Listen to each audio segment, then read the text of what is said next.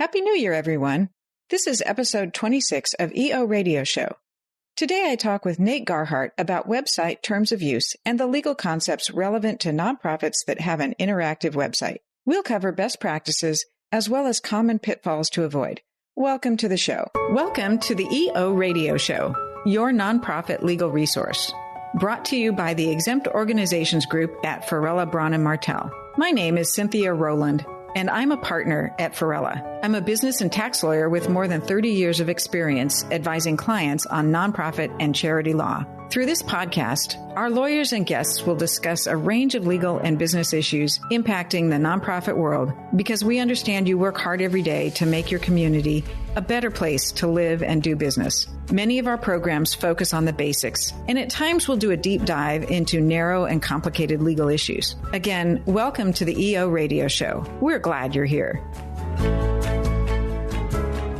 Well, so for this episode, I'm delighted to welcome back my colleague, Nate Garhart. Nate is an expert in all things internet law related. He's got particular expertise in things like data analytics, privacy and cybersecurity, the laws regarding technology use, trademark counseling and litigation, and all sorts of interesting topics like that. So welcome back to the show, Nate. Thanks, Cynthia. Great to be here. So before we dive into what our listeners will find to be a really interesting discussion of internet law and websites and terms of use, tell me a little bit more about your background. I feel like I've known you forever, but how did you get interested in this area of law? How did this come about? Great question. How does one get interested in this area of law? So, way back when, in the mid-90s, when I started my legal career, I focused a lot on trademark issues, IP issues, copyright. And in connection with that, because of the nature of the time and the clients that I worked with, a lot of that trademark use and copyright questions were coming up on the internet. And so the law was actually being formed at the time. And it gave me the opportunity to jump in at really the entry level and watch this field of law as it developed over the past 20 years. And it continues to develop today. There are very many unopened questions. And as the technology changes, of course, that creates more issues. So it's a very much an evolving field, but one that I've been involved in, not literally since the beginning, but since early days. Yeah, I guess I do remember back in the 90s, the trademark folks would talk a little bit about who owned what, and the very rudimentary framing of websites started to happen, and people would pull in other people's content and other people's marks. It was kind of a Wild West era back then in the 90s, early 2000s.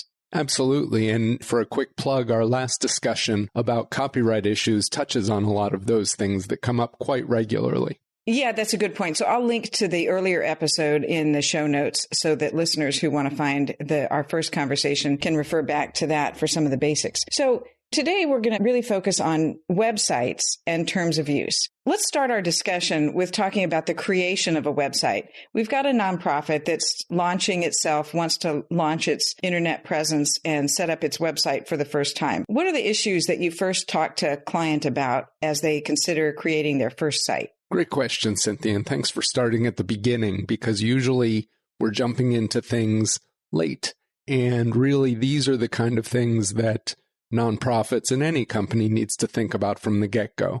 So when you create your website, unless you as an individual are doing it, when you have that expertise, it's likely that somebody else is doing this for you. So first of all, who's creating it? Is it an employee? If an employee is creating your website, then the employer owns the website, owns the copyright in that website. So you're in good shape.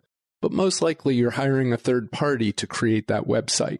If you're doing that, you need to make sure that your agreement with that third party includes an assignment of the rights that you want. Best to get a full assignment of the copyright, but you may get a license. But at any rate, and we could discuss all of these issues in much more detail, but at any rate, you want to make sure that you own the rights that you need so that you control the website, so that you are the one who is able to use it for whatever you want to use it for, and others are not. And I think we covered some of those license and assignment issues in the earlier episodes, so we don't need to go into that in great detail here. Isn't this also somewhat related to where the website is hosted? I think there's lots of different platforms and different ways that a nonprofit, or any client for that matter, can make the website available on the internet. So does it matter who's hosting it? Yeah, another great question. So, no, it doesn't matter who's hosting it. What matters is your relationship with that entity, and that's going to be defined by your contract with them. And what you want to make sure is that you have all the rights you need to access and modify your site. Again, it's all about control, and you want to make sure that you have control of your site. Now, most hosting agreements are going to give you that control. You just need to make sure that that is the case with any given host that you're working with. And then, related to that is, in order to have a website, you're going to have a domain name. Your URL, the place that people go to find you on the site and link to on the site, is a URL that contains your domain name. Your domain name, for us, it's fbm.com, and the .com is called the top level domain. The FBM is called the second level domain. You get to control whatever your second level domain is, as long as it's available, and then you get to choose what top level domain you use. And now most nonprofits use .org as their top level domain name. Some entities that are educational entities might use .edu, but at any rate, whatever your top level domain is, you want to register in connection with that top level domain. So your second level name and then the top level domain. But you also might consider tying up other domain names just so that others don't get them and cause confusion. So you might want to tie up the fbm.net, the .com, the .info, the .biz. You can go on and decide, what is worthwhile, what's cost effective. What are you getting value from registering? But at the end of the day, they're not very expensive for the most part. The other thing you need to think about is misspellings. Because if your domain, your second level domain, is something that could have very similar domains that are chosen, then you might want to tie those up so that there's not, again, confusion. So with FBM, we might tie up SBM if we could get it, just so that somebody who mistypes FBM because they thought we were SBM still ends up at our site. So those are things to consider in registering your domain name. You can point all of those domains to the same site so that anybody who makes these basic mistakes will still end up at your site. That's all really interesting. And it seems like there's new, what did you call them, the top level domains. They seem to be appearing all the time now. There's lots of new ones. So I can add one later. So suppose I just do these 3 or 4 you mentioned at the outset, and then new top level domains open up. Can I always add that? Is that hard to do? No, it's not hard at all. It's the kind of thing where really it's a couple of clicks. So anytime you want to get a new domain, you have a new project within your entity and you want that domain to link to your main site, the domain using that project name. You can grab that anytime and have that point to your same site. Okay, so this all seems pretty seamless if you're familiar with the way the structure works. Let's shift a little bit and talk about the stuff that I put up on my website. What are the first things that you want to remind a client to think about as they start adding the content? Absolutely. So the first thing I like to think about is, what are you putting up there? Is it text? Is it images? Who created those works? That is, if you're putting up images, are they images that you, your company, or employees of your company have created or photographed? Or are you grabbing them from somewhere else? If they were created by you or your employees, it's very likely that you own all the rights in them, so it's not a concern. But if you've grabbed them from somewhere else on the internet, which frankly is the most common way that people find images to use on their sites, then you need to make sure that you have the proper permissions. And the question I get a lot is, well, I found it on the internet. Isn't it in the public domain? Isn't that all free to use? And the answer is no. The fact that you can access something doesn't mean that you have the right to use it. So again, you can't assume that it's free for you to use, and you need to make sure that you get the proper permissions. The second question that I get a lot is, well, okay, but we're a nonprofit. Isn't it fair use? I've heard about fair use, and I should be allowed to use anything because we're non-commercial, so there shouldn't be any problem with us using things. And while I understand the sentiment behind that, that's actually not the law. That's not the state of the law. And in order to use things that require permission, a nonprofit, just like anybody else, would need to get that permission before using that image. Now, if people want to hear more about fair use, once again, you're linking to our last discussion, and we go into it a little more there. And then the final thing I would add about the content is, look, once you create your website and you've got all the permissions you need for the images or other materials on your site, you could consider registering the copyright in your own site. If people were to take portions of your site without your permission, if you weren't comfortable with that, you would have a remedy. You would have a basis to take action against them and demand that they stop using your materials. Copyright registration in a website isn't that complicated.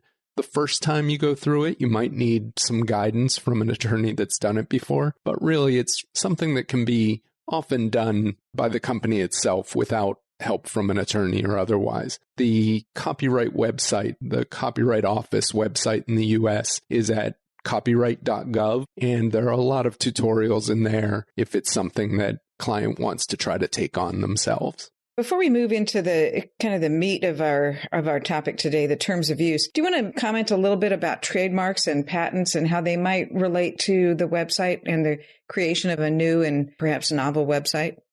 Yeah, sure. So really quickly, trademarks are going to necessarily be a part of your website. First of all, you have your name of the entity that identifies the services that you offer. So your name is a trademark, and you should consider whether you want to identify that very clearly as a trademark by using a trademark notice.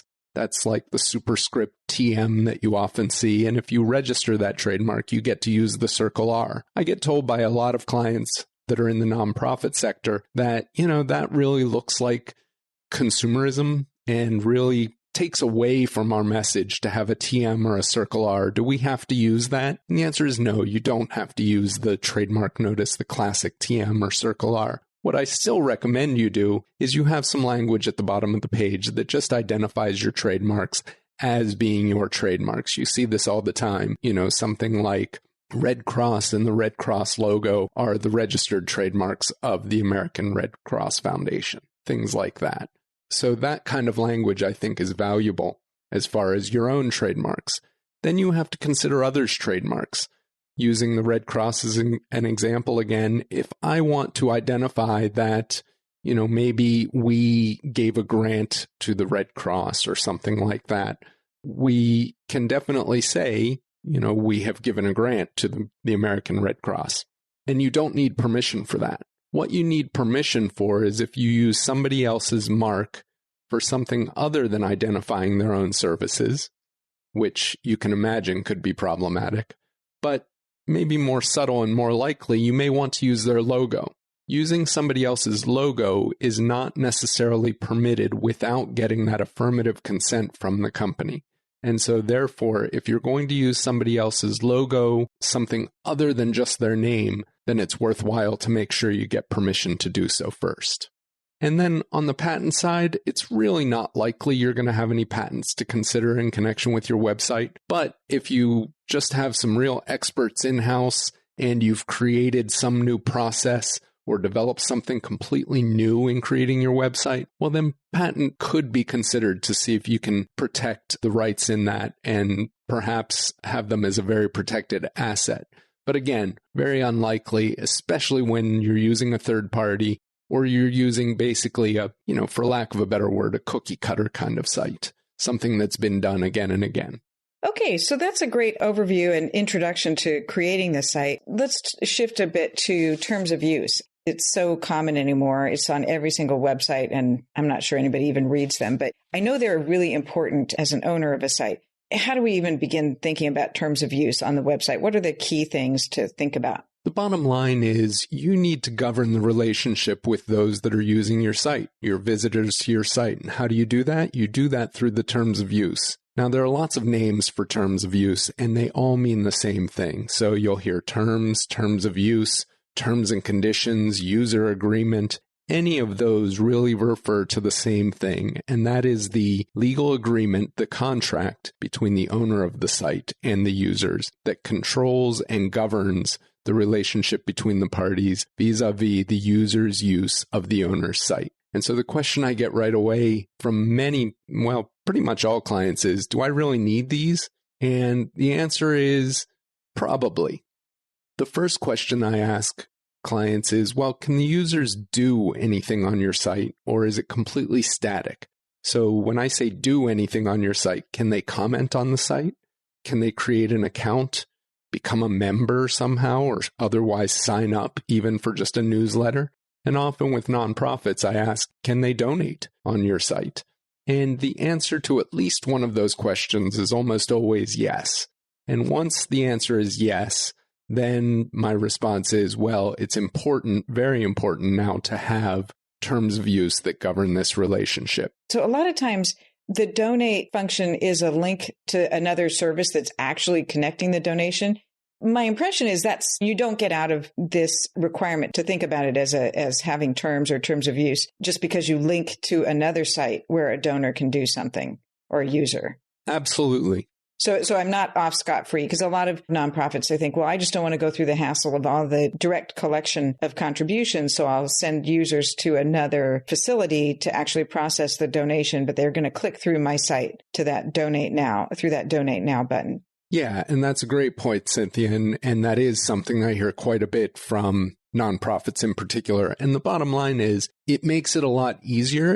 It cuts down on what needs to be in your terms of use because you're not going to have to cover all those financial issues. But nonetheless, you're still going to have to make clear to your users that they are no longer on your site, that any issues they have with that transaction are going to have to be taken up with that third-party provider.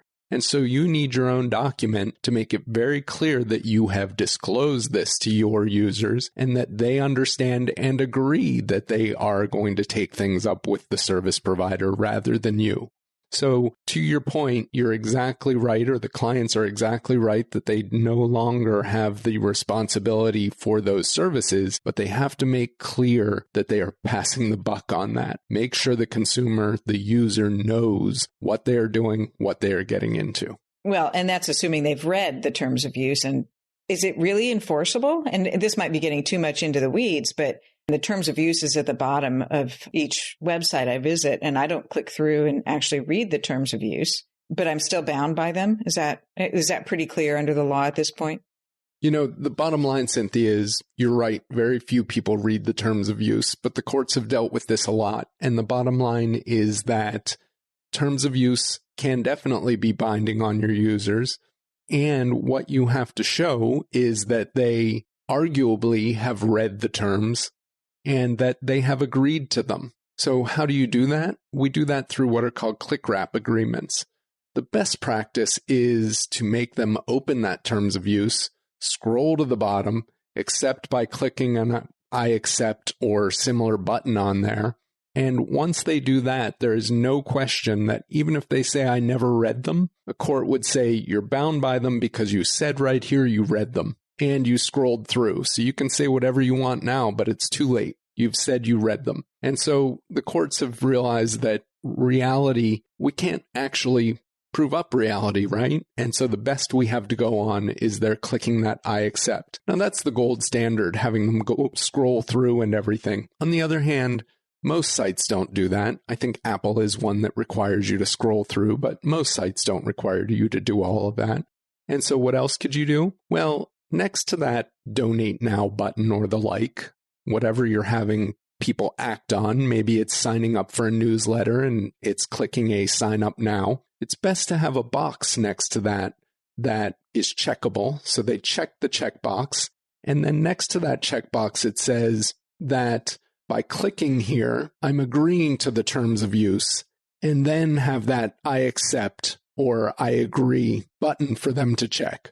I think that's a good segue into talking about a website where you allow users to comment or upload content or pictures or whatever. But if you want an interactive website, a lot of sites, you have to identify yourself. I mean, I guess sometimes you're allowed to be anonymous, but maybe that's the natural place to put in a function where they have to scroll through the terms of use. And there might be specific details in the terms of use about commenting. Is that pretty common, or is that, do some websites just let people start commenting without identifying or agreeing to anything? Well, wise websites wouldn't do that, but certainly there are some that surely do. But the goal here is to protect the nonprofits from claims by third parties and claims by your users. So you definitely want them. That's exactly when you would like them to agree to those terms of use and say that they're very clear on what those terms of use are. So commenting, what is it that I'm going to want to control with a commenter? First of all, I'm going to want to have some guidelines that tell them what can be done and what is not allowed.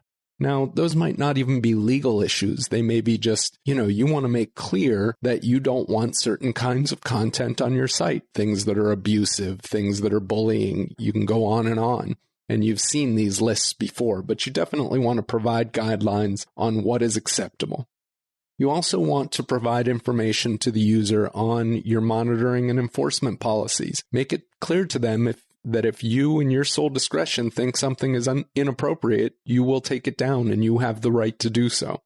You also want to define ownership of the submissions and what you're permitted to do with them.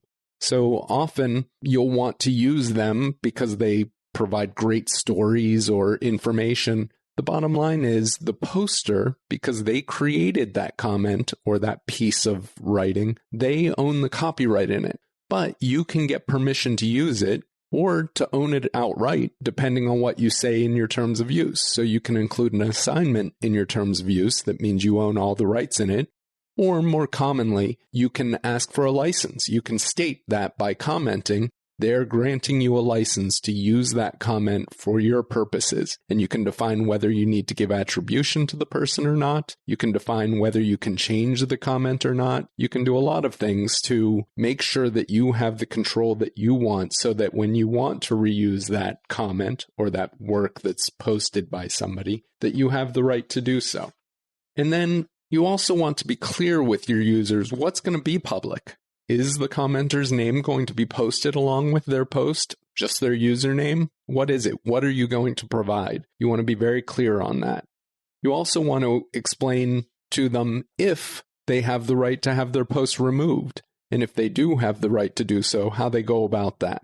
And then I think this is a huge point, and I leave it at the end, not because it's the last thing to think about, but it's something that I want to resonate and be thought about. And so I like to talk about it at the end, and that is, you need the poster to represent and warrant that they have all the rights that they need to put this on your site. Because once it's on your site, you are the publisher of that work, whatever it is. And if they don't have the rights in it, not only are they potentially liable for it, but you are potentially liable for it. So let's just say, for example, somebody posts an image that is actually somebody else's photograph. And it turns out that that photographer who originally took the photograph is very protective of their rights. You are very likely to get the demand letter from that photographer because it's showing up on your site. And so, you want that user, that poster, your user, to say that they have all the rights necessary to do so that you have some action against them. That's probably not very practical. You're not going to take action against your users for the most part. The law recognizes that, and there's a provision in a copyright law, it's called the Digital Millennium Copyright Act, that provides for takedown of these kind of things. So when you are hosting somebody else's content, here your users who are commenting or the like, if they infringe somebody else's work or rights, then you can have a takedown procedure that's outlined in your terms of use. And if you follow that takedown procedure properly, then you won't be liable for something, even if it is truly infringing somebody else's rights. Couple of keys with that. First one I already mentioned, you've got to follow your procedure. The second one is that it actually requires you to register a DMCA agent with the Copyright Office. It's not hard. It's like $125 or something, not a big deal. But you need to dot your I's and cross your T's on this because this is a place for potential liability on a website where you allow user submissions of any kind. It occurs to me, these ideas, they kind of work both ways, right? I mean, not the DMCA. The DMCA, you register with that. Your nonprofit's protected by registering and by following these procedures. Sometimes people post things and they may have music with the video, and the music industry seems to have a very vigilant way of finding that music and making you take down you get a notice. You can't post this video because it's illegally using music. Are there similar things like that for photographs? How does a photographer with a really popular image find all the people who are using it? Maybe there's website crawlers or something that go out and search for inappropriate uses. I'm kind of rambling a bit, but I'm wondering if I, as a nonprofit, if I have images that I don't want other people to use? Is there a way for me to go out and find, be aware that other people are using those images and I might want them to take it down? Great question. And it used to be I would have referred you to experts in the field and their specialty software, etc. Well, now, once again, Google comes to the rescue for better or worse, and there is a reverse image search on Google, and you can actually use an image and have Google search for it elsewhere, and it's very effective. I can't guarantee that it finds every use of a given image, but it is very effective. I've used it on behalf of clients. I've used it for my own purposes and have found it to do the job. And so a simple reverse image search on Google will find many uses, if they're out there, of your own content. And similarly, that photographer can find images of her content. Uses of her images and content. So works both ways, but yes, there is a way to do this, and I would point everybody to the reverse images search on Google. You also raised the music. The music is much more complicated, and that does require more specialty software and the like, but of course, the music industry is a very protective, very large industry with a lot of money, and yes, they find it. If you use somebody else's music, it will likely be found. Will they take action? I would say probably. Not necessarily, but probably. They really are very sensitive about third parties using music without permissions. So I guess to kind of wrap up this section of our discussion of the website, the DMCA registration is really important if we're going to have commenters and users able to post things. Is that our best protection against liability for commenters coming in? I guess maybe it's the two things, registering with the DMCA and actually having terms of use with a click-through consent. Couldn't have said it better myself. That's perfect. Did I learn something today? There you go. I'm glad to hear it. I think that wraps up a lot of the key things there. Let's move along. I know that a really hot topic on the websites is the Donate Now button. How does that tie into my terms of use? I think we touched on it a little bit, but I want to give you a chance to talk about what's really important in thinking about the donations piece of our terms of use. Yeah, so first of all, not everybody is going to use a third-party servicer. Some people are going to have their own financial services department that takes care of these issues and takes in these donations. And so you're going to want to outline all of the issues that you would have in any agreement with somebody who donates with a grantor of any kind or a supporter of any kind. And so you need to state all the terms, all those disclaimers, all the information about tax implications or a disclaimer of those issues. Any of that kind of information needs to be included in this agreement. And again, as you said, when you are using a third party, they likely include all of that information. But you still need to include information that points your users to the fact that this relationship and issues with this relationship are governed by somebody else's agreement with them. The other thing that I would note is that you really might consider age gating in these situations because agreements are only enforceable against people of majority, that is, people that are 18 for the most part. It can change, but for financial contributions, probably people who are 18. So one of the things in your terms of use that they're agreeing to is they're going to state that they are over the age of 18. And it's worthwhile to do that in your terms of use. And you can consider asking people for a birthday or the like. You see that on alcohol sites a lot because they necessarily are required to age gate. But similarly, for your own protection in taking donations, you might consider that physical age gate of requiring a birthday or year of birth or something like that in order to make sure, as best you can, that those giving are of the age of majority. Okay. Anything else you want to mention about the terms of use as relates to the content on the site? So a couple other quick things. The first one is, what about your own content? What if your content contains, for example, advice? You're giving people advice on perhaps health issues or mental health issues or anything that people might come to you looking for. You need to make sure that you state any legal limitations that you want to have in place there. You want to say that this is not medical advice, for example, and that people should consult their doctor.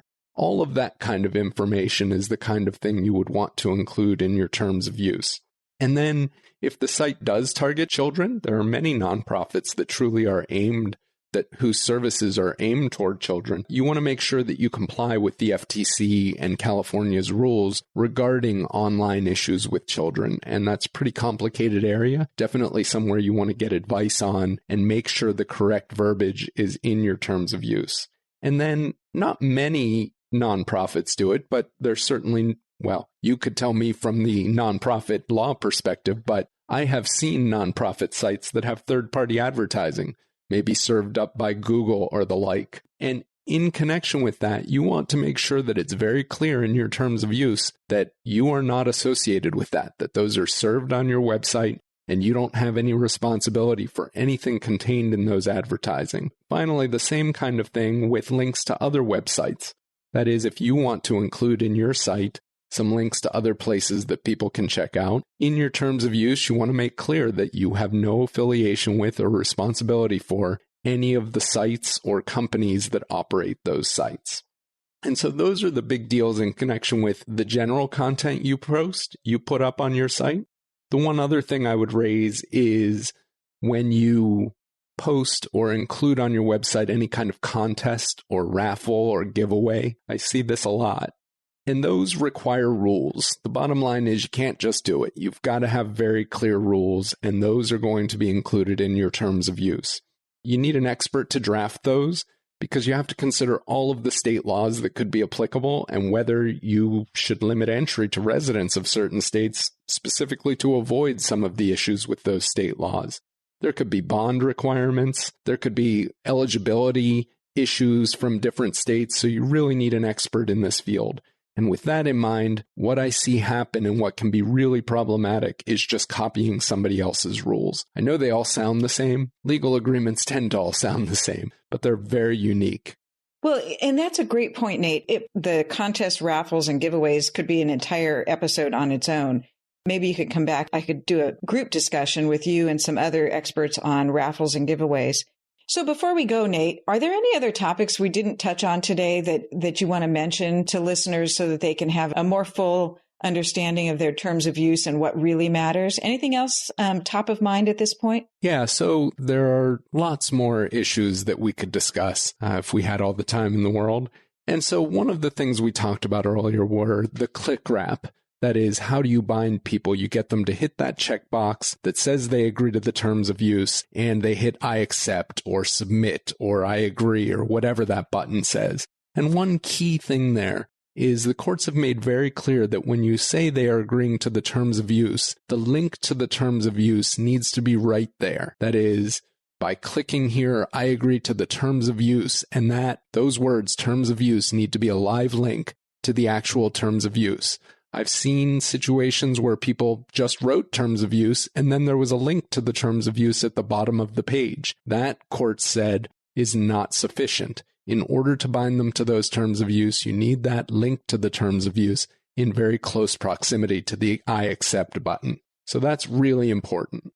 And then in connection with those, well, what about if I don't have people that are giving information or anything? Do I really need to have terms of use, and do I need that clicking to accept anything? And I would say, yes, you still need terms of use because we talked about some things that are going to be an issue even if people aren't submitting their own materials to you and don't need to click that terms of use button or I accept button.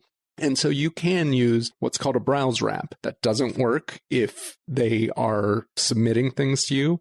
But you see these all the time where it says, by using this website, by visiting this website, you agree to the terms of use below, that kind of thing. And that can be sufficient in some cases, but it really needs to be a very static website that really isn't expecting much of their users at all. And the last thing that I would touch on, and really I'm going to point us to hopefully having another discussion, is you need to link to your privacy policy in your terms of use. And a privacy policy is very important if you're collecting any information from your users. And again, I hope we can have another discussion because that's definitely its own episode. Yeah, that's a great idea. So thanks so much, Nate. Let's get a date on calendar to talk about privacy policies. Again, I can't thank you enough for talking through these issues.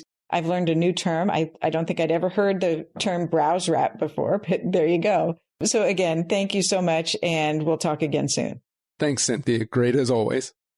I'm Cynthia Rowland, and you've been listening to EO Radio Show, your nonprofit legal resource brought to you by the Exempt Organizations Group at Varela, Braun, and Martel. If you have suggestions for topics you would like for us to discuss, please email us at eoradioshow@fbm.com. That's eoradioshow@fbm.com. Thank you for joining us. Until next time, make a difference.